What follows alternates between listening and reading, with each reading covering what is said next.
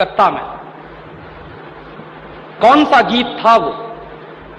हिंदुस्तान में ब्रिटेन के लोगों के समर्थक बहुत बड़ी संख्या में रहे, और ना सिर्फ ब्रिटेन के समर्थक रहे बल्कि अंग्रेजों के तलवे चाटने वाले घराने इस देश में रहे। अंग्रेजों की जी हजूरी करने वाले घराने इस देश में रहे, और जिन खानदानों ने अंग्रेजों के जितने ज्यादा तलवे चाटे उन्हीं खानदानों का नाम इस देश में गर्व से लेते हैं लोग। जो अंग्रेजों के सबसे ज्यादा पिट्ठू बनकर रहे, जो अंग्रेजों के चरणों में साष्टांग बिछ जाते थे, ऐसे ही लोगों को इस देश के इतिहास में पढ़ाया जाता है। और ऐसा ही एक खानदान था जो अंग्रेजों की गुलामी में आकंठ डूबा हुआ था। उस खानदान का नाम था टैगोर खानदान। और उस टैगोर खानदान का एक व्यक्ति था जिसका नाम था रविंद्रनाथ टैगोर। उस रविंद्रनाथ टैगोर ने जॉर्ज पंचम के स्वागत के लिए एक गीत लिख दिया था। और ना सिर्फ उस आदमी ने वो गीत लिखा, बल्कि कलकत्ता में जब जॉर्ज पंचम पहुंचा और उस भरी सभा में जहां लाखों लोग उपस्थित थे, हिंदुस्तान की गुलामी का गीत गाया गया और ब्रिटेन के राजा का सम्मान किया गया। और यह काम रविंद्रनाथ टैगोर ने अपने मुंह से किया। और वो गीत कौन सा था जो रविंद्रनाथ टैगोर ने इंग्लैंड के राजा की स्तुति का गान करते हुए लिखा था? वो गीत वही है जिसको आप कहते हैं जनगण मन अधिनायक जय हे भारत भाग्य विधाता। बहुत शर्म आती है मेरे जैसे आदमी को जब वो गीत गाने के लिए कोई मुझे कहता है कि ये गाओ। क्यों गाएं उस गीत को?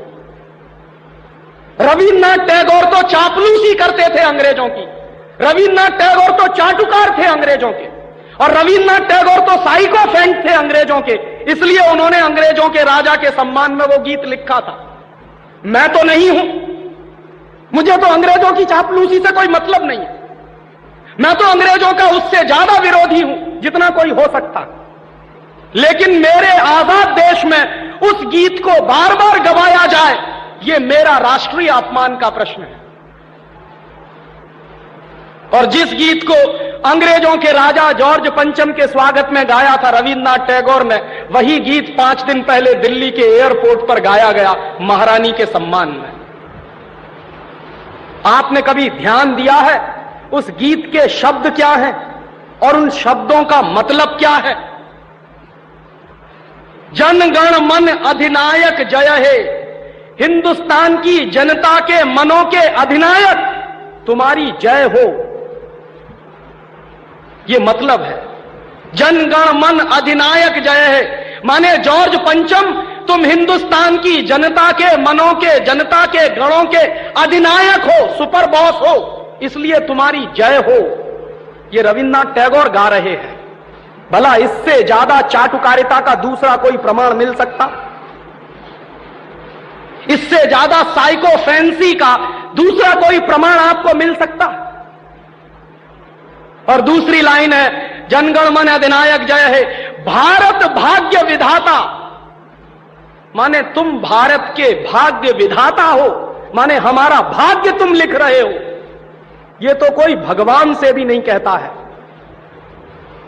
लेकिन रविन्द्रनाथ टैगोर ने तो हिंदुस्तान के साम्राज्यवादी राजा का प्रतीक जो जॉर्ज पंचम था उसको भगवान से भी ऊपर रख दिया था कि तुम तो भारत के भाग्य विधाता हो। पंजाब सिंध गुजरात मराठा द्राविड़ उत्कल बंग, विंध्य हिमाचल यमुना जंगा, उच्छल जलधि तिरंग, तब शुभ नामे जागे तब शुभ आशीष मांगे।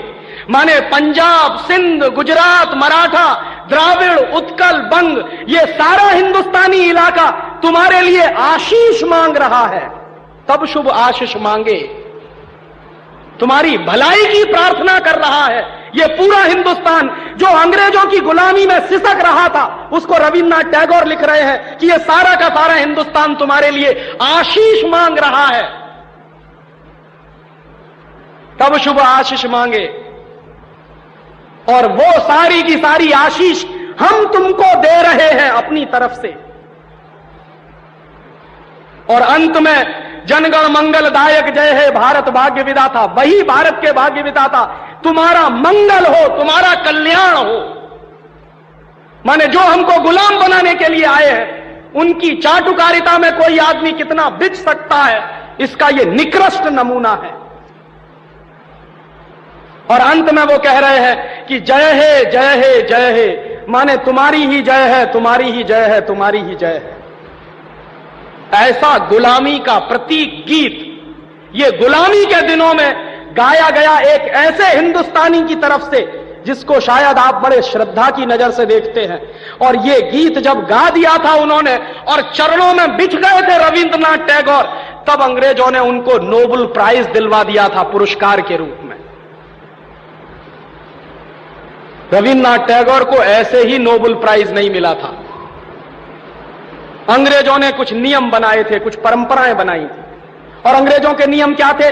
जो अंग्रेजों की जितनी ज्यादा चाटुकारिता करे, जो अंग्रेजों के जितने ज्यादा पैर चाटे, उसी को अंग्रेजी सरकार राय बहादुर का खिताब देती थी।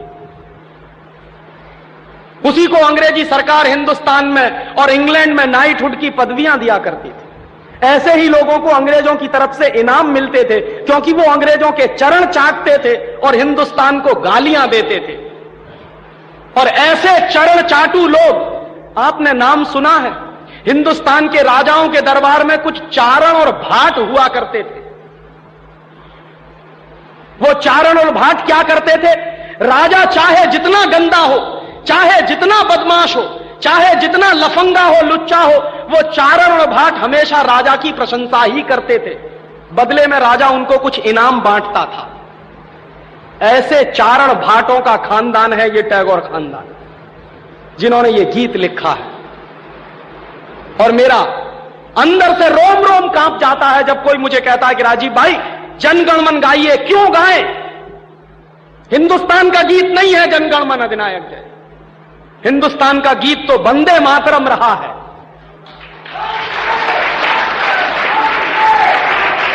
और यह वंदे मातरम जैसा गीत जो हिंदुस्तान की आजादी की लड़ाई का प्रतीक था, जो हिंदुस्तान के लोगों में खून में जोश भरने का काम करता था, उस वंदे मातरम जैसे गीत को हिंदुस्तान में राष्ट्रीय गीत का दर्जा दिलवाने में 50 साल लग गया हमको, अब जाके हुआ है।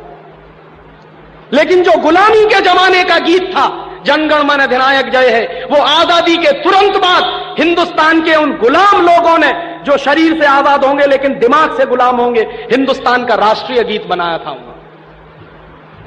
और आप में से बहुत कम लोग जानते होंगे कि कांग्रेस के 2 अधिवेशन हुए थे, जिन दोनों अधिवेशनों में यह फैसला हुआ था सर्वसम्मति से कि हिंदुस्तान की आजादी के बाद जनगण मन हमारा राष्ट्रीय गीत नहीं रहेगा। यह फैसला हुआ था कांग्रेस की समिति में।